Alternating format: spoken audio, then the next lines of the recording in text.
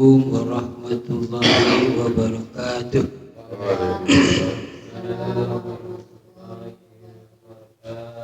Mari kita awali dengan membaca suratul Fatihah. Mudah-mudahan kita diberikan sehat walafiat, diberikan istiqomah dalam kita menuntut ilmu.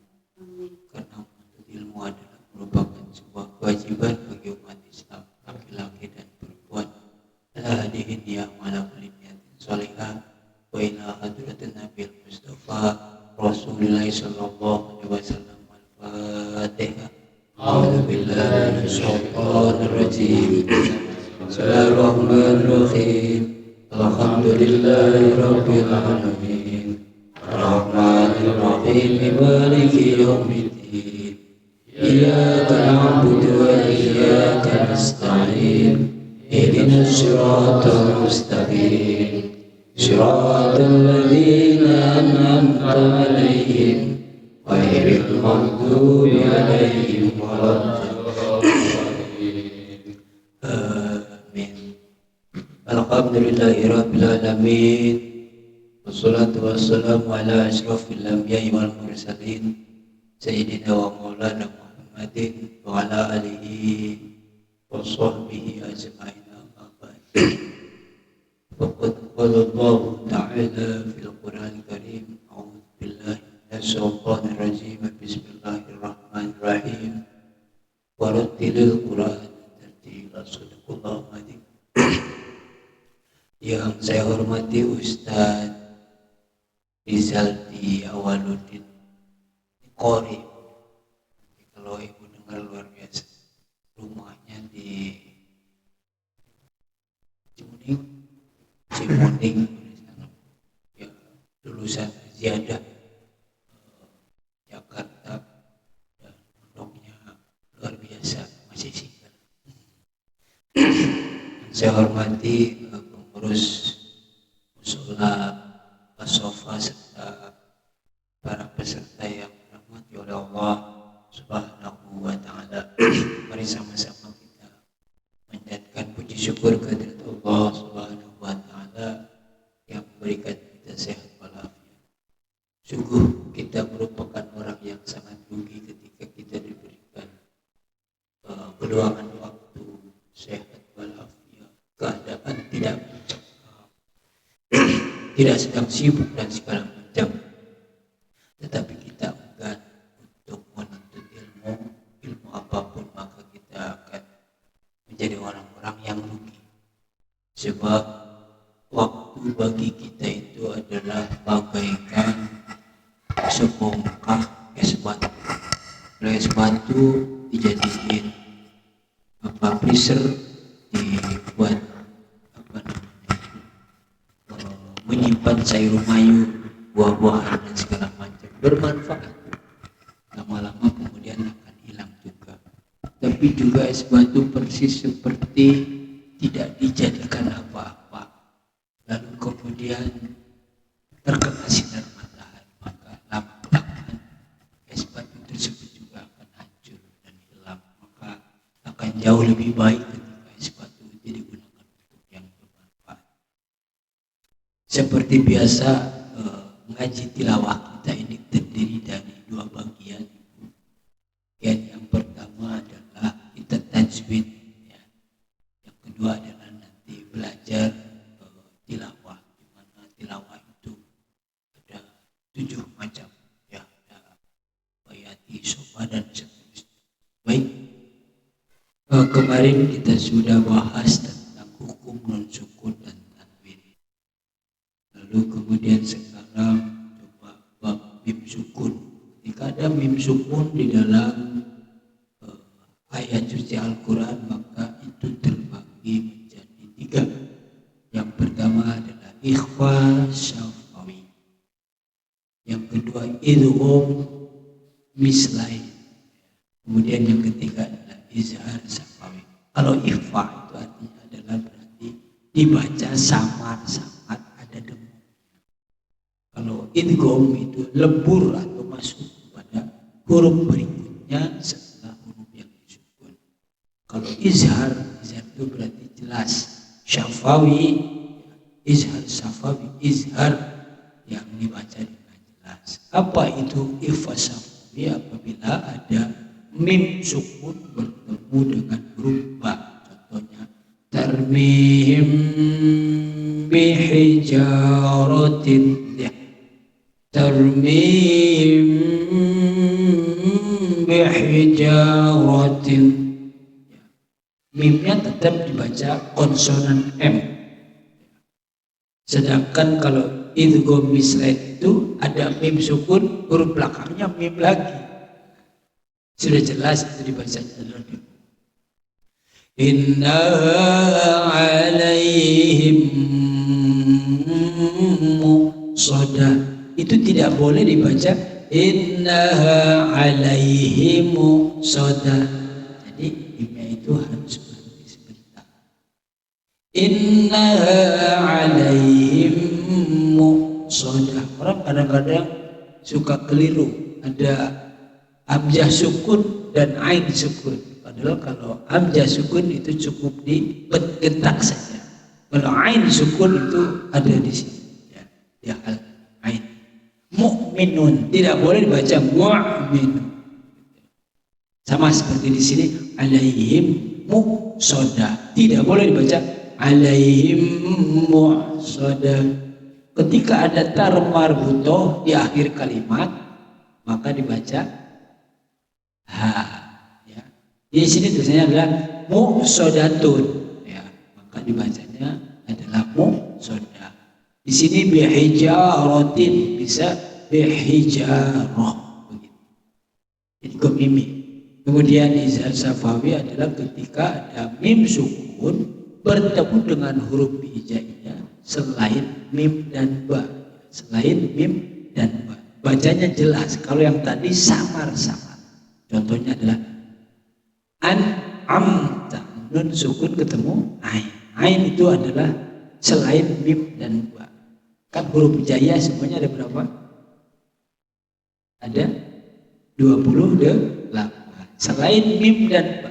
Jadi pokoknya kalau ada mim sukun ketemu dengan huruf hijaiyah di belakangnya selain mim dan ba, karena mim dan ba tadi sudah keambil oleh ikhfa safawi dan idgham mislah, maka dibacanya jelas.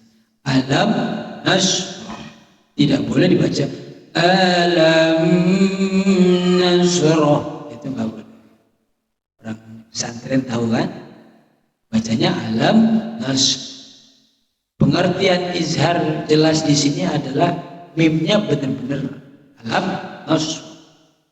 An'amta tidak boleh dibaca an'amta, itu namanya ikhfa. Ya, itu kira-kira jelas di sini tentang ikhfa safawi, hukum mim sukun jelas. Baik. Sekarang ke nun sukun dan mim tasjid. Mim dan nun tasjid atau disebut dengan gunnah. Setiap huruf hijaiyah yang bertemu dengan mim atau nun tasjid maka dibaca dengung 2 harokat. Nun ditasjid, mim ditasjid. Kalau istilah bahasa makhrajul huruf atau sifatul huruf ditasjid namanya ditahan dalam. Jadi contohnya ada amma yatasaalun.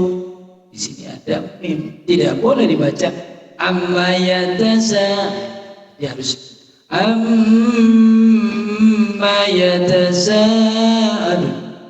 Jadi kalau dalam ilmu tilawah maka ketika nun tasjid dan mim tasjid boleh dilakuin, ya, boleh. Innahu gitu dimainkan seperti itu, tapi dengan cekokan-cekokan. Biasanya para qori ya itu main di situ. Amma yatasaalun malikin nas, karena nunnya adalah ditasjid. Mudah kan? Ya, mudah. Mim ya, huruf apapun, apakah itu fathah, kasrah maupun dhamma, kalau ada tasjid maka dibacanya adalah dengung 2 harakat. 2 harakat itu artinya ditahan. Tidak boleh amma yatas'alun, tapi amma yatas'al. Tidak boleh malikin nas, tapi malikin nas. Seperti itu. Baik, kita ke bab lafaz jalalah. Apa itu lafaz jalalah? Tahu?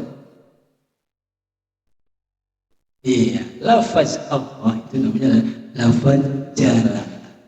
Jalalah itu sebelum dan sesudahnya kan suka ada huruf la itu yang dimaksud.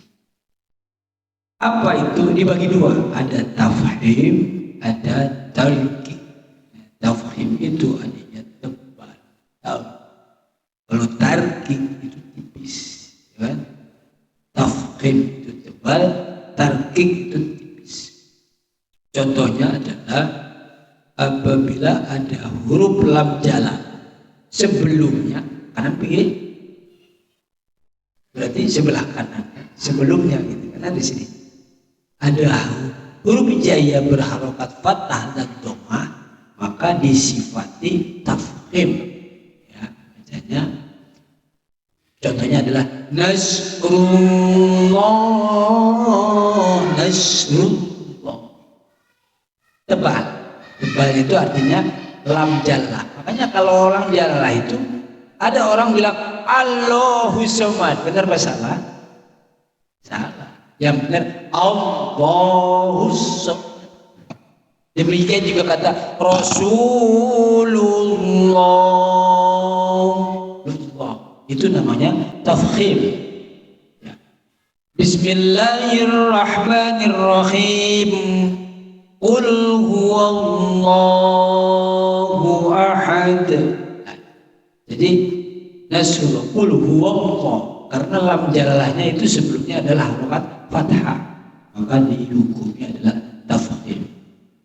Lain halnya adalah ketika lam jalalah itu sebelumnya adalah harokat kasroh.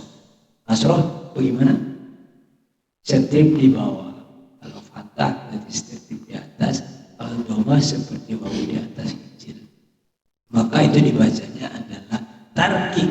Yarfa'illahu alladhina amanu minkum walladzina utul ilma darajat.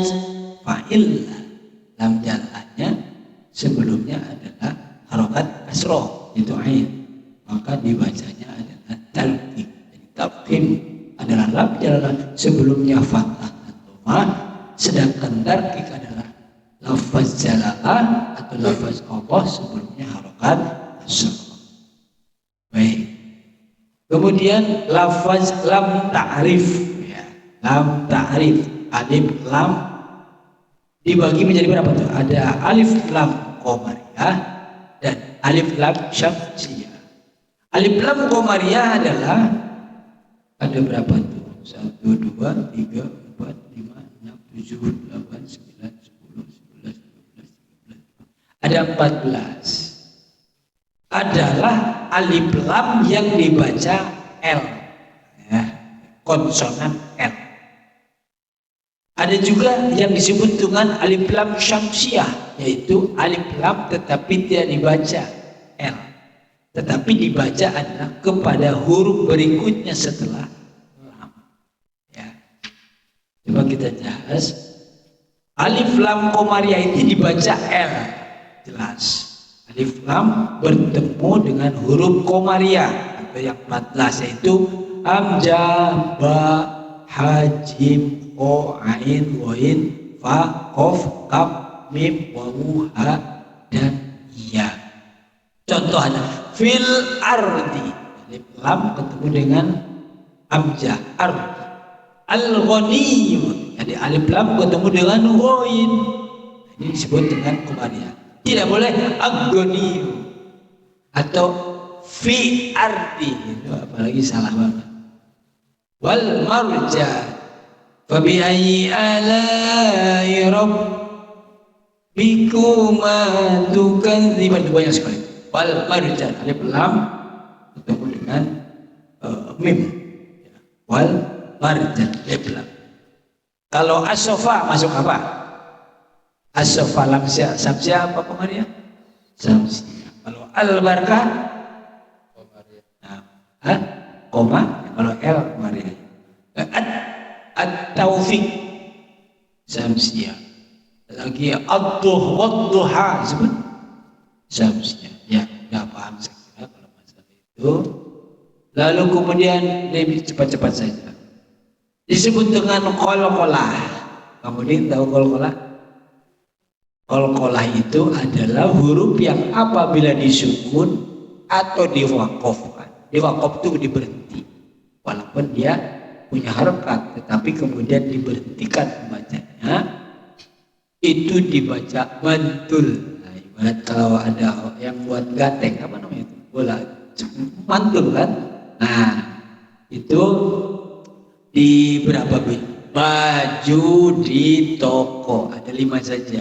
Ba, jim, dal, dan iya, kok itu semua apabila disukun maka dia dibacanya adalah qalqalah. Di mana qalqalah itu ada 2, qalqalah kubro dan qalqalah sugro. Qalqalah sugro apabila ada baju di toko tadi tetapi di tengah kalimat. Tetapi kalau di akhir kalimat itu namanya adalah kubro. Kubro itu besar. Qul huwallahu ahad. Akhir, adanya lebih mantul. Lain halnya kemudian ketika qalqalahnya itu di tengah kalimat. Contohnya apa ya? Abila habi wa tab. Ini memang enggak qalqalah ya? Tabbat yada abi lahabin wa tab. Karena dia tasjid, ya kan? Ya, begitu. Kalau yang di tengah contohnya adalah apa tuh? Siratal ladzina an'amta 'alaihim ghairil maghdubi. Enggak ada. Apa contohnya? Ya. Lam yalid wa lam yulad. Yang udah yang pertama di tengah. Lam yalid wa lam yulad. Tapi dia nggak boleh kalau itu dibaca lam yalid wa lam yulad.